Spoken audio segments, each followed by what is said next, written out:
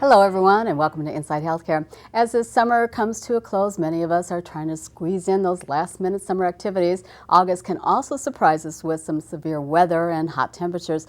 So whether you're heading to the lake or going on vacation or just going to the Minnesota State Fair, it's important to keep a few safety tips in mind to keep you and your family safe. Here to give us some important safety tips, we're very pleased to have with us the former police chief of Maplewood, and he is now the Health East Emergency Management Coordinator, Dave Tamalia. A familiar face to, I'm sure, some of our viewers, so thank you so much for being with us. Thank you. It's a pleasure to be here. So before we get into some of those important safety tips, why don't you tell us a little bit about your new position, why you took this new job, and what are you doing? I had a 31-year law enforcement career, and the last 29 years in Maplewood. The opportunity to work for Health East came along in this position. It was a new position, a new experience for me, a different setting, different challenges. 31 years in law enforcement was enough. Oh, I can imagine it would be. And so I was looking for my next career, and this opportunity came along, and it's just been a pleasure to work for Health East, and new challenges and a lot of new learning for me. So what would be some of the things that you do in your new job? As the Emergency Management Coordinator, there are several responsibilities, number one, that are mission critical. That would be meeting the Joint Commission requirements. That's our accreditation body for healthcare. Thanks for explaining that for the viewers. Sure. The Metro Hospital Compact is a consortium of 30 hospitals in the metro area that we work as a group with. They provide grant funding for us for different exercises that we do. Important things, and that people don't see, it's all behind the scenes, but when a disaster happens, that compact comes into play. Absolutely, absolutely. It's sharing equipment, sharing bed resources, things like that. So part of my role is working with them, being the Health East representative to that body. And then preparing our staff internally within the 4 hospitals of Health East and the Midway campus and the clinics, and making sure that they're ready for tornadoes, fires, utility emergencies, which has an impact on hospitals that I never had any idea would have the impact that it did. Like a power outage or power outages, water, elevators not working in a hospital. That's a major issue. We've had water disruptions at 2 of the different hospitals since I started, and that too is a major issue when you think about cleaning, and not only just drinking water, but having the resources for cleaning and sterilization and things like that. Well, a lot more than people realize. Absolutely, I'm sure, yeah. Yes. To keeping those hospitals and clinics operating. So why don't we jump right into some of those safety tips that we were talking about. So seems like summertime, a lot of more accidents, you know, and you hear these tragic. There was, I think, just a drowning last week of a 20-some-year-old and Sure. a near drowning with a child and stuff. So what are some of those unavoidable accidents that you see this time of the year in those final months of the summer, and what would you recommend or suggest to preventing or avoiding those? Yeah, it is unfortunate that those things happen, and you know, people are trying to get the most out of the last few weeks of summer here. We're already past the 4th of July. One of the things that we would have seen more of a month ago are fireworks accidents. We still see them though, because people have hung on to them. People are still purchasing them. Just heard some the other night, yeah. Yeah, and in Minnesota, it's a rule of thumb that if it goes up in the air or it goes bang, it's illegal in the state of Minnesota. So those should be your guidelines. They're easy to remember, which hopefully would eliminate some of the injuries that occur with fireworks. Another thing that's seen this time of year are water accidents, whether it's swimming or whether it's boating. If you're swimming, you need to know your limitations. Just because a group of people say, we're going to swim across the lake, if that were me, I know I couldn't swim across the lake. You need to know that. Unfortunately, in boating and swimming, alcohol becomes a factor. And alcohol becomes liquid courage sometimes. And as with DWI accidents, BWI accidents are very serious. on the water, because you not only have that crash issue, but you have the drowning issue after the crash. And so people need to be aware of how much they're consuming.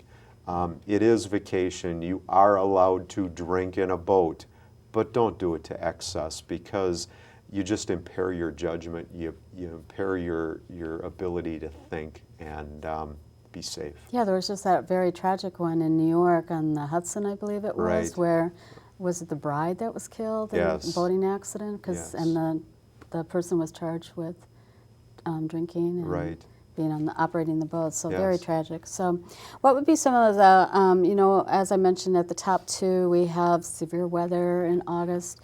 We often don't think about it. It's been really quiet this whole summer, but even this evening they're talking about possible severe weather, maybe tornado type activity. What advice and tips to get prepared for before it happens? And we, earlier this summer too, or earlier this year, we heard about Oklahoma. They were hit by some devastating tornadoes. Any lessons we would have learned from that as well? Right. The tornado that hit in Oklahoma a few years ago, that wiped out a city and a hospital. It was the only hospital in the area there, and we're constantly reminded at Health East about what a tornado can do to a hospital. People need to be prepared. You need to keep an eye to the sky, for lack of a better term. Be aware of what's happening with your surroundings, the weather. There are sirens in place in the metro area, but that's not the case all over the state. Sirens are designed for outdoor warning. Good point to make, yeah. And so if you're indoors and you don't hear the sirens, don't be surprised, because they're for outdoor alert. A weather radio is a great way to prepare. We got one a couple years ago at my house. It wakes us up in the middle of the night when the alert goes out, but that's why we got it. That's the purpose of it, is to notify you when that severe weather is upon you. You can set those for the county you live in, your neighboring counties, the counties where your relatives live, so you can notify them. But severe weather can happen at a moment's notice. We are the theater of seasons here, and unfortunately the theater of severe weather. And people often think of severe weather as just tornadoes, and thunderstorms can also be severe. Oh, we had so many trees that Exactly. collapsed last month, I believe. High wind, and once the ground is saturated, it doesn't take a lot to tip those trees over, and when they tip on a house or on a person or on a car, that can be an added danger.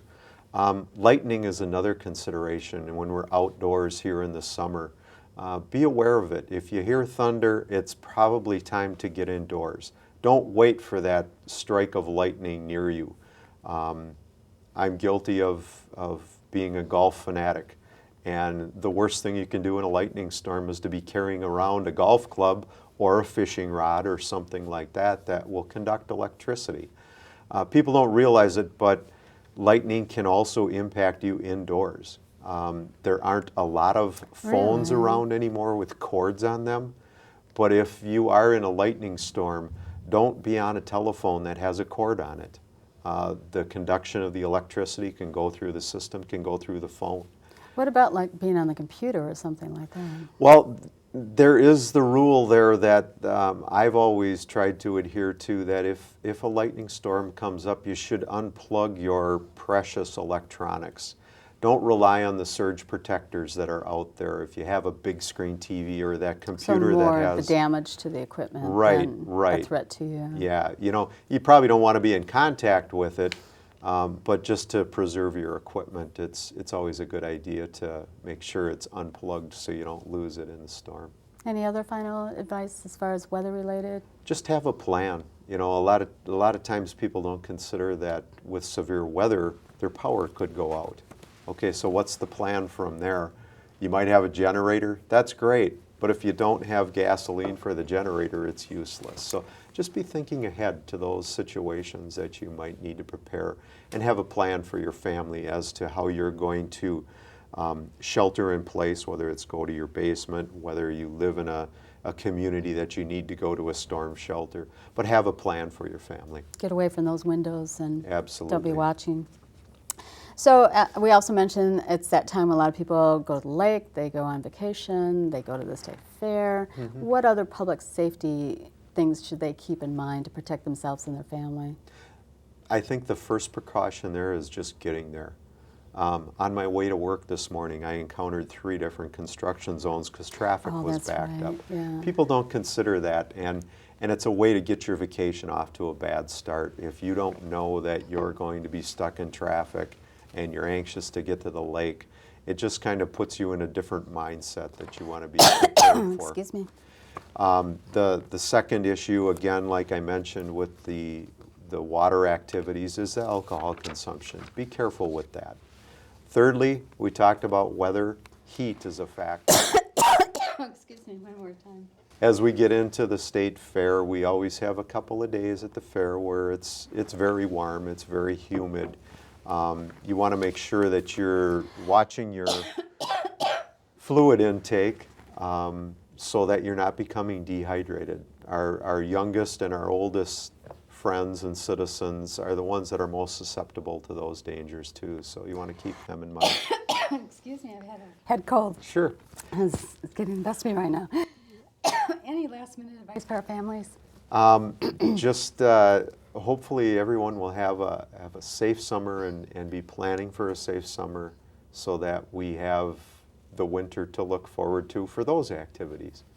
Well, Dave, it's been a pleasure to have you with us, and congratulations on your new position. And Thank you. great advice for our viewers, so thank you so much. Thank you. Great to see you. Up next, Divas with Drive, the inspiring stories of breast cancer survivors and their Dragon boat adventures. Stay with us.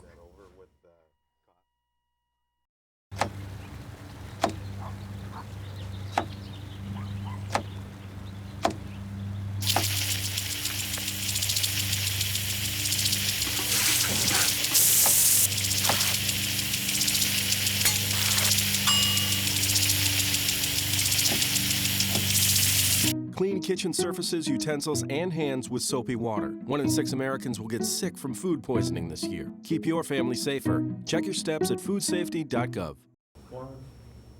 Welcome back, everyone. The Dragon Divas are a group of women dedicated to promoting the early detection of breast cancer and demonstrating that a full and active life is possible following the diagnosis of breast cancer.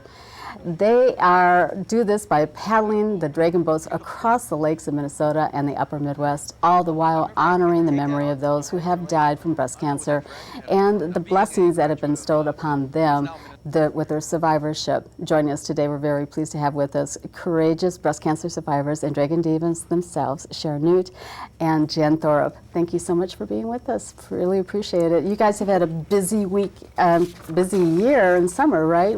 Participating. Why don't you tell us about, first, who are the Dragon Divas? Sharon? The Dragon Divas, it's a very eclectic group of women that have all had breast cancer. We're all survivors. There are mothers, grandmothers, daughters, sisters, aunts, doctors, scientists, students. It's just a very eclectic mix of women that have all. Oh, go ahead. We've also got women on our team who are currently going through treatment as well. So we've got that mix in addition. We've got women who are at all phases of the disease and of remission, some having gone through recurrence. So we're all there for each other throughout these phases of the disease and of life and of living through that. Maybe personally too, why did you get involved, Jen? I got involved. I went on a trip to Madeline Island and rented some kayaks with my son and loved it, and was telling a friend who was a survivor about it and how much we enjoyed it. And she said, you really should look into this group of breast cancer survivors who do this. And I looked into it, and I was looking under rowing on Google, and I couldn't find anything. It's actually, our sport it's called paddling. And so I saw the Dragon Divas in the White Bear Lake Parade, and my friend said, do you know these people? And I said, that's the group I was looking for. So I called them right away, and I joined, and just have loved it ever since. And Cher, what about you? What made you decide? I'm in 2 different support groups. I'm in one support group that I feel takes me through my cancer journey, and I needed something after my cancer journey. And the Dragon Divas are able to take me from where I am to where I can go. So what else can I accomplish? What else? It's kind of my bucket list. I paddle a dragon boat now. That is so all those amazing. different things that if somebody would have said, you know, first of all, you're a breast cancer survivor, I would have said, you're kidding. And then for them to say, not only are you a breast cancer survivor, you also paddle a dragon boat. It wouldn't have been part of my vocabulary at all. So it's pretty amazing. What's it like being in this dragon boat? It's the very first time I mean, ever... it's odd looking. It's massive. It's huge. Most people, when you say, you know, I paddled a dragon boat, you paddle a what? Nobody has an idea of what it is. It is kind of like a really long canoe. It seats 20 paddlers. There's someone that sits on the front, that's the drummer during festivals, and then we have a steers person on the back, and they steer the boat with a very long oar. There are 2 people per bench, so 10 rows, 20 total, and we paddle on one side each and have a blast. And how is it different than rowing a canoe or something? The stroke is different, the technique is different. We do have people who, you know, have been avid canoeists or canoers and kayakers, and so we do have people who come in with a little bit of that stroke, and we've got a little different stroke, and there are different strokes within the sport as well. But it's fabulous. It's we call it a support group on water. We've all been through the same things and really enjoy each other's camaraderie. And I think for me too, the biggest thing about it is being able to live such a full and active life post breast cancer.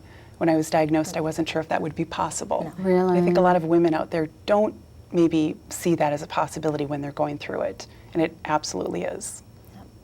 What about for you? What's it feel like to be in that boat with around these amazing women?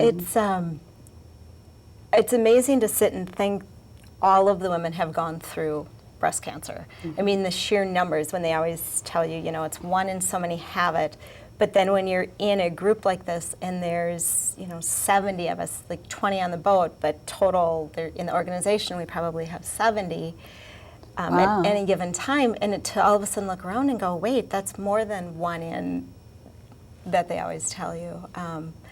The most interesting thing I've done recently at our Phelan Festival was I was the flag catcher, which not all festivals or every time we paddle has a flag catcher. So I was actually up on the dragon head to catch that flag, and that was such an amazing experience. I mean, knowing that all the Dragon Divas were behind me, supporting me, you know, and it was up to me to catch that flag that last minute to make sure that we won the race. No pressure. Past it and go back. You're done. Well, at Phelan it was very windy, and the boat started veering off from where the flag was, and so not only did I have to lean off the front of the boat, but I had to kind of lean. Did you feel? sideways. Can you fall off? I mean, we have sure. flag people falling off. Yes, you can. Oh wow. They tell you that just before you're heading out. Now, if you should fall off, please make sure you move to the side. So you don't get run over. Yeah. Yes. Oh wow. And then you were saying too that you were surprised that you got bruised. You're very bruised. They mentioned that when you're on the head of the dragon, that your legs can, you'll be bruised. And I thought, no way. Well, not even realizing, because there's so much adrenaline, that when you're hanging off the boat and the boat's moving, I was black and blue down my legs, my thighs, my legs, my arms, and I thought, I was on a dragon boat this weekend. But it's a very cool experience, and just having the support of all the divas right there with you every minute of the way is.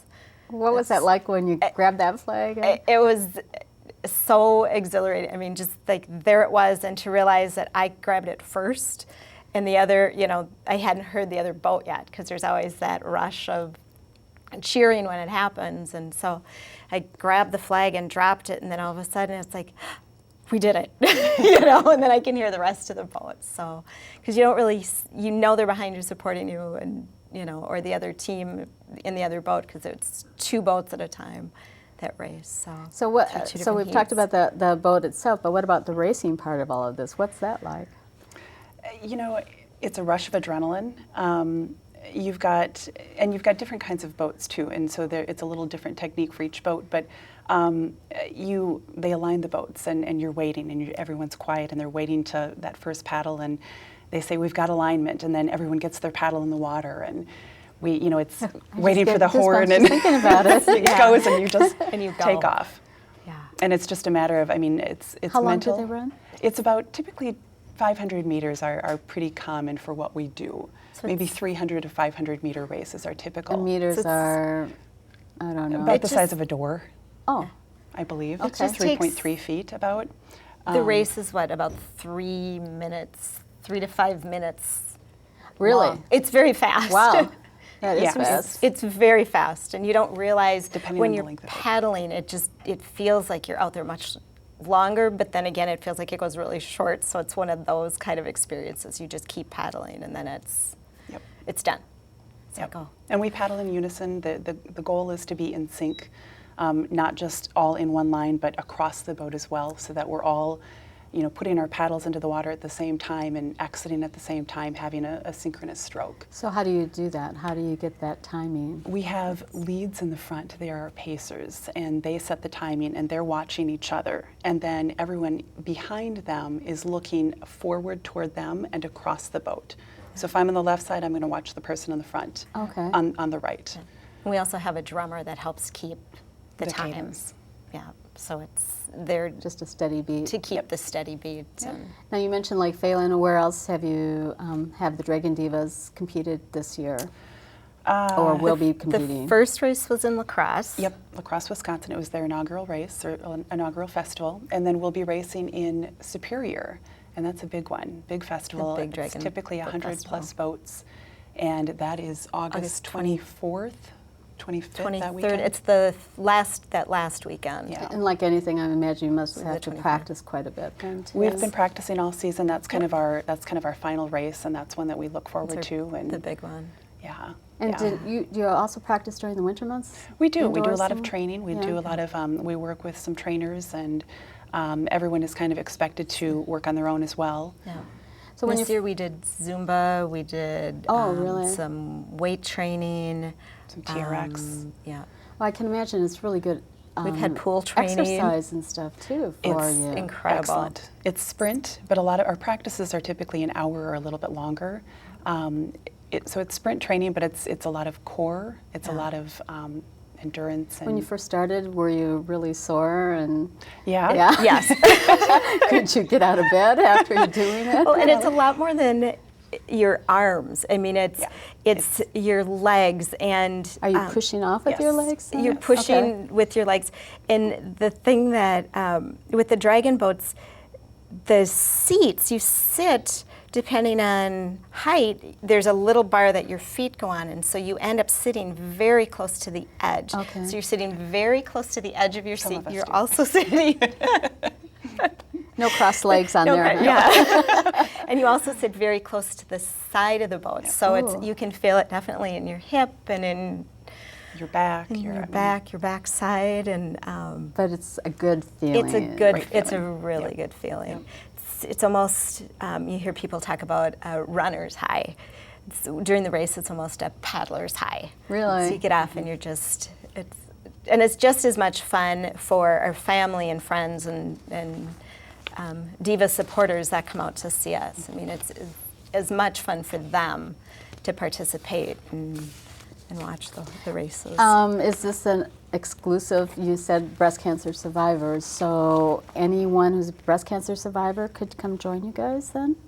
Could come join our membership, absolutely. Yes. We encourage, Yes. that's part of our mission, is really educating and advocating for women who've gone through this, and also in prevention, awareness of early detection and the benefits of exercise against recurrence of the disease and so forth. And really just, letting women know that they can live a full active life afterwards. It's a big part of who we are. Exercise is huge. 'Cause in the beginning, there was talk that there was fear of exercise causing lymphedema. And Really? it doesn't. I hadn't heard yeah. that. And that's kind of how we came to be. We were started in 2006. And I don't recall the doctor's name. In the mid-90s, Dr. Don McKenzie in Vancouver had done a study. He was curious about the school of thought at that time that women who had gone through breast cancer should not exercise. Yes. It was thought that it would either aggravate or cause the onset of heard that. The lymphedema. onset of lymphedema. And his research says no. Absolutely no. No. Exercise helps prevent your recurrence. It keeps you healthier. Should you have a recurrence, you're in a healthier place, so you can fight it. You know, you can fight it that much better. And it's an amazing group. I mean, I would say the only thing is that you have to have had breast cancer to join us. Otherwise, I think it would be amazing for everyone. Right. But we don't want you to have to. It's a hell of an initiation. Yes. Absolutely. Yeah, you don't want that initiation to. Final become one of seconds us. here. What if someone wants some more information? How do they go about the Dragon Divas?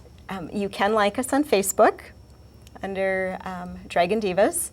And we also are on WordPress, and I think you'll have the link for that. On the screen there. So, And yeah. then just final comments from each of you on the Dragon Divas.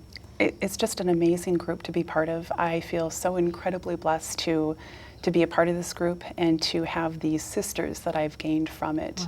So The friendships and the support is outstanding. And if you're interested in watching the Divas, we paddle at Lake Jarvis in Maplewood, just off of 36 and Edgerton on Mondays and Wednesdays.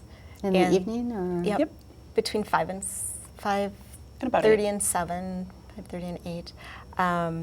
And there's always people on the shore just, watching. Otherwise, come to one of the festivals. It's Cheer you guys a ton on. of fun. yeah, Yes. come cheer us on. Yes. Well, Come thank ask us you. This questions. has been awesome. Really appreciate you both coming with Thank you joining so us today. much. Thank you so much Thank for you so having us much here. for having and us. share, and really nice. Thank you. Thank you. Thank you. And we'd like to thank our viewers. Thank you for joining us. We hope you enjoy us next time on Inside Healthcare. We'll see you then, everyone. Thank you. Inside Healthcare. For more information, visit stjohnshospital-mn.org or call 651-326-7800.